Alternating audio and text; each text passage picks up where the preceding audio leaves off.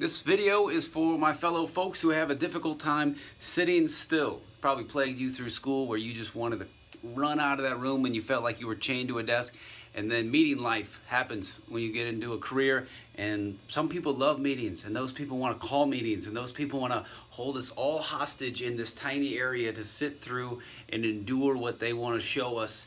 And sometimes they're necessary. Sometimes you have to have meetings so everybody can figure out what we're about and what we're doing. So these are some tips for you to sit through the meeting and not mentally go crazy while you're sitting there. The first tip that I have for you is they had these things, those fidget spinners last year. Every kid was doing those.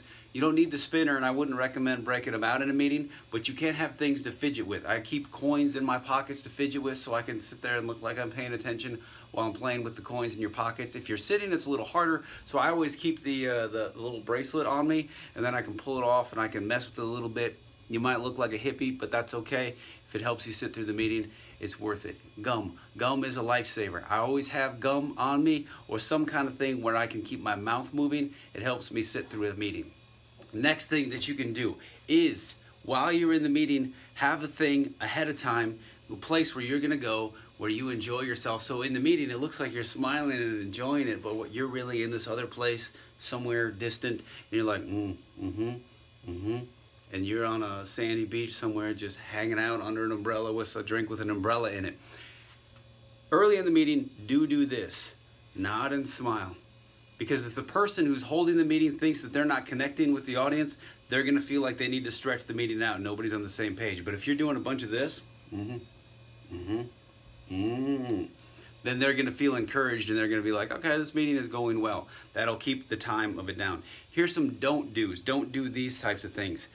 Hate the hydrate. I know people are telling you drink a lot of water and stuff. Don't drink a lot of water before a meeting. It's hard enough to sit through a meeting. It's painful and horrible when you have to pee and sit through a meeting.